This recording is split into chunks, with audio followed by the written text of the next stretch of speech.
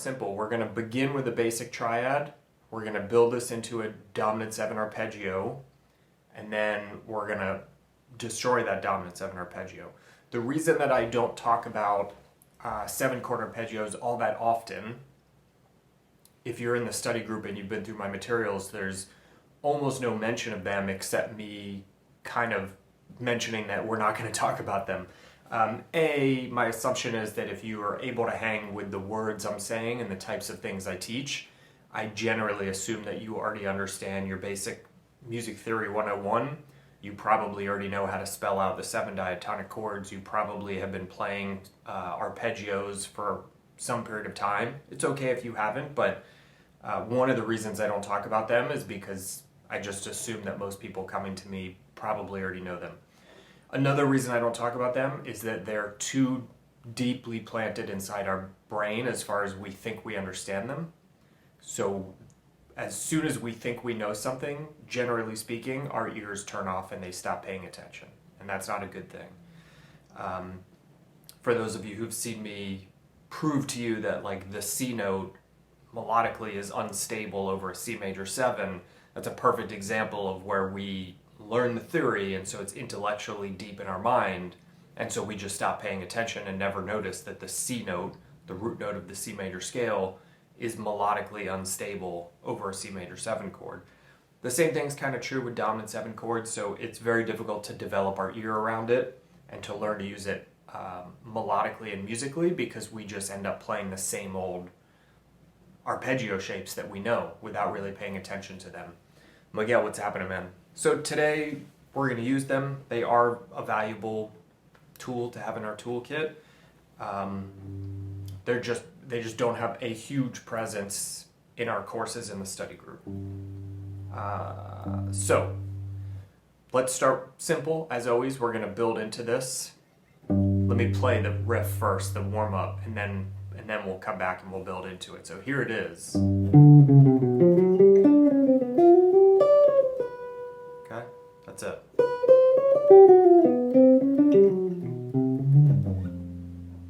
So let's start just with a basic major triad. G, B, D. Okay, we're going to use this 2-string symmetrical mini string set idea that we've seen over the last few weeks. Okay, so we're starting on the G note 6th string, 1, 3, 5, then leaping up to the G note 4th string, 1, 3, 5, then leaping up to the G note 2nd string, 1, 3, 5. So the same fingering, the same geometric shape, everything looks the same.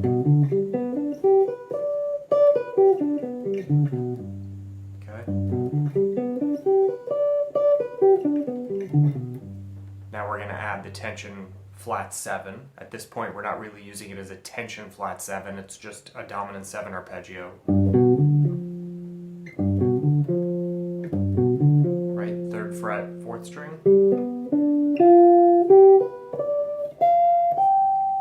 Okay, so if you play it this way, we have a 3-octave arpeggio that only required one small little leap. Right, I'm jumping from my pinky on the 10th fret to my index finger on the 13th fret. There's no other leaps here.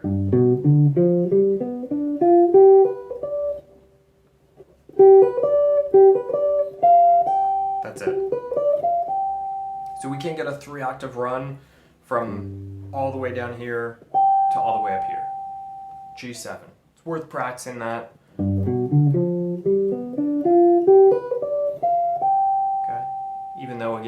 Even though I don't talk about 7 chord arpeggios that often, they're part of the vocabulary. I don't think they're as big a part of the vocabulary as we tend to make them out to be. I mean, do a YouTube search for, how to play a dominant 7 arpeggio, and you're going to find way more videos than if you did a YouTube search for, how to improvise melodic phrases.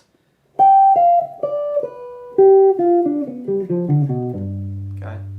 You can take that and run with it. I'm not going to delve deeper into this with you today because it's not the point of today's lesson.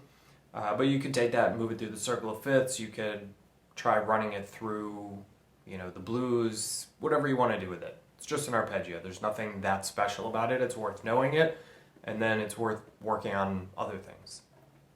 So here's what we're going to do with it. We're just going to apply some chromaticism inside of it. Okay, because this is a G7 arpeggio, but it's also, conceptually, it's also a quadratonic, right? It's a G major triad with a tension note. We're not using the F note as a melodic tension note right now. We're just running through it as though we're an arpeggio, but we could train our ear to hear this, which we're going to do tomorrow.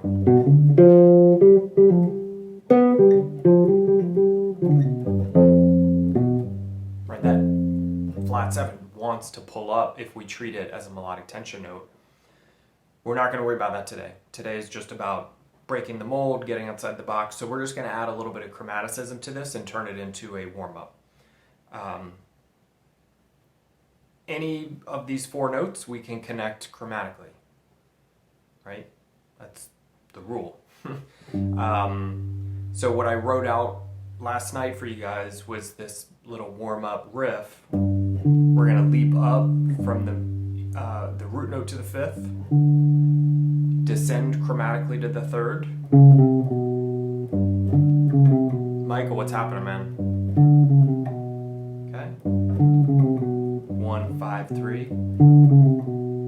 Okay, this kind of chromaticism is really easy. It's like the same string chromaticism, versus if you wanted to connect the 3rd down to the root, you have to cross strings. We could do that, that's totally fine.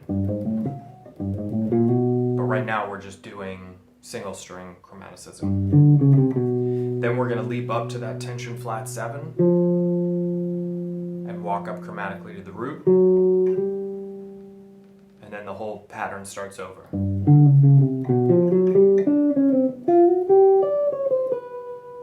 Okay. We could jump up if you can see your tension flat 7. You could do that, but I didn't write that in because that's kind of unnecessary. It's cool, but you can add it if you want to. Right, this is notated, standard notation and tab in the PDF. So if you're having a hard time following what I'm doing, just download that and look through it. Maybe circle with a pencil the triad notes, and then maybe put like a square around those tension flat 7s, and then put a line under the chromaticism. There's 3 different things happening here. There's the triad, the flat 7, and the chromaticism.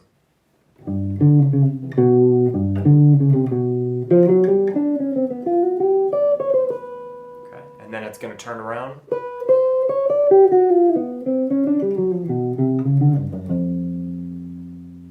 Okay, so that's the whole warm-up.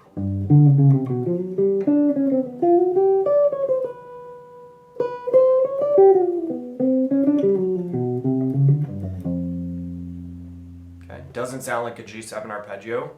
It shouldn't, but it more or less is a G7 arpeggio. We're just breaking it apart, playing in different orders, and inserting chromaticism.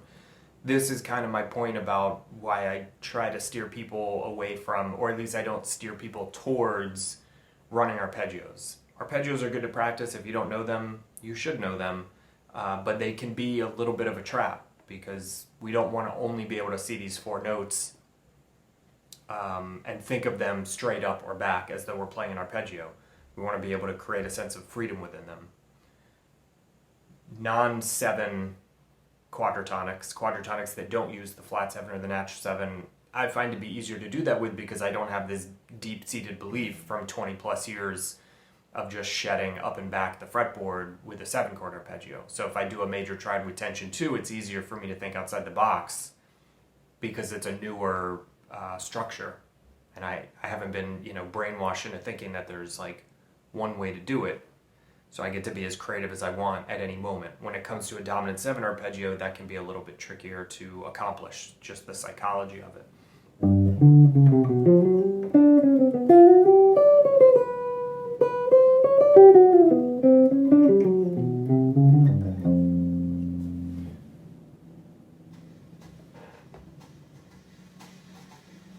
This is 125. 1, 2, 1, 2, 3.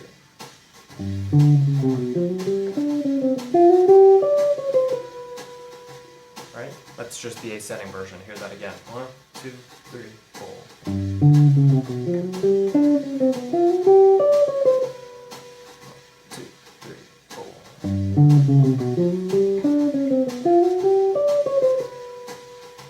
here's descending.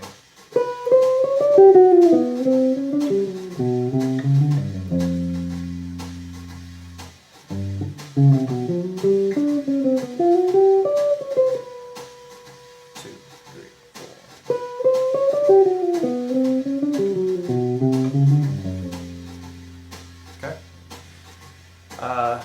Gives you a little bit of a warm-up as far as left hand and right hand coordination, breaking out of a standard 7 arpeggio concept, right? Because we're inserting chromaticism and we're changing directions within it. We have a leap up, then a chromatic line down, then a leap up, then a chromatic line up, and then the whole thing starts over, right?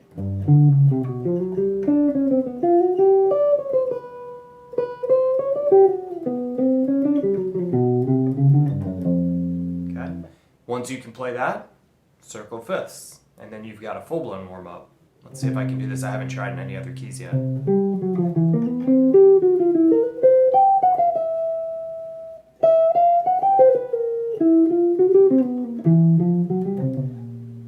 Right?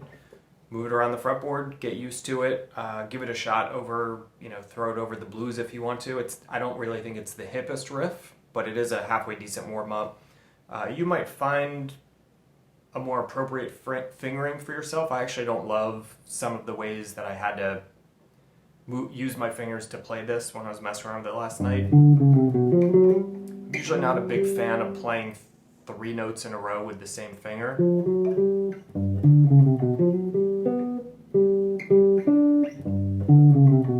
Which I was kind of doing ascending and descending with this. I was using my middle finger to connect the flat 7 and the root. So I can't use my index finger because I basically never play 2 consecutive notes with the same finger when they're on different strings. That's just a terrible idea.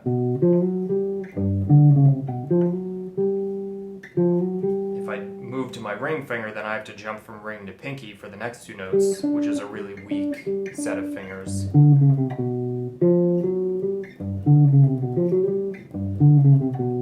I guess I could do middle, index, middle. That's pretty weird.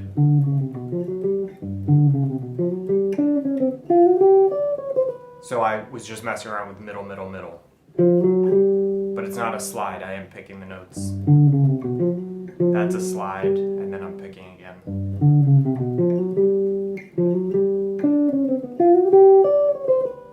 It kind of works for me. Descending feels a little more awkward.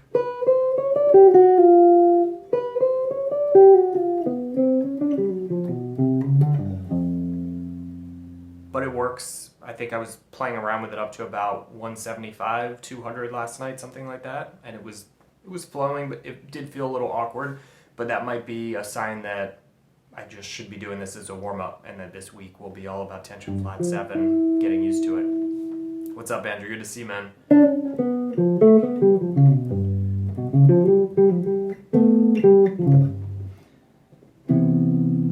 I don't really have too much more to say.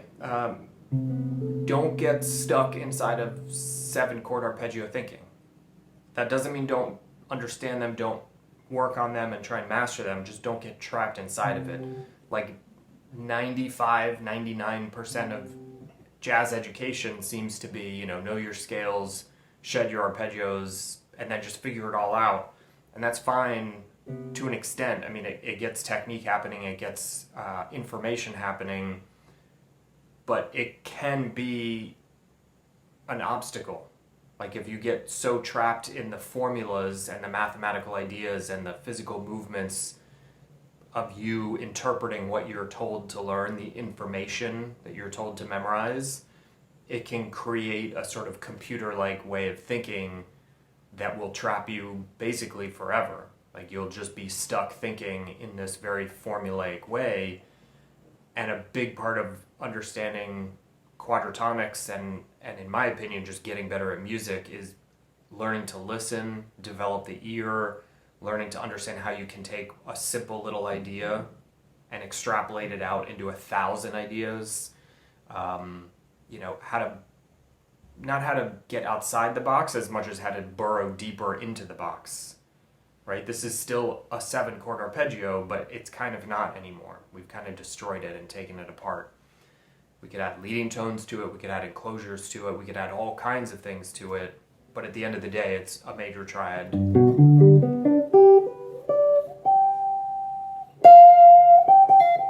With the sound of that flat 7.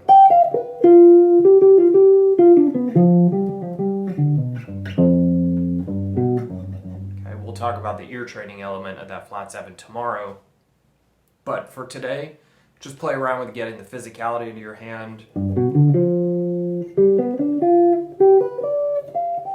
If you're in the study group and you've worked through the 3 basic triad positions, practice finding the flat 7 in all of them. Make sure you can see it there, and then you can also practice this more diagonal approach where you're kind of tying together the different positions. See if you can get all the way through the 3-octave version of it. Hit me with questions in the comments if you got them.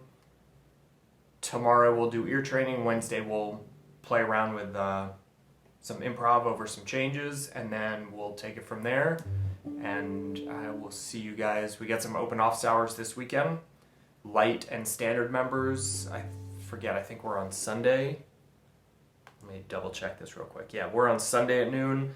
And the full-blown, like, official members, previously known as premium, will be on Saturday. Okay, noon to 1 for you guys, noon to 12:30 for light and standard members.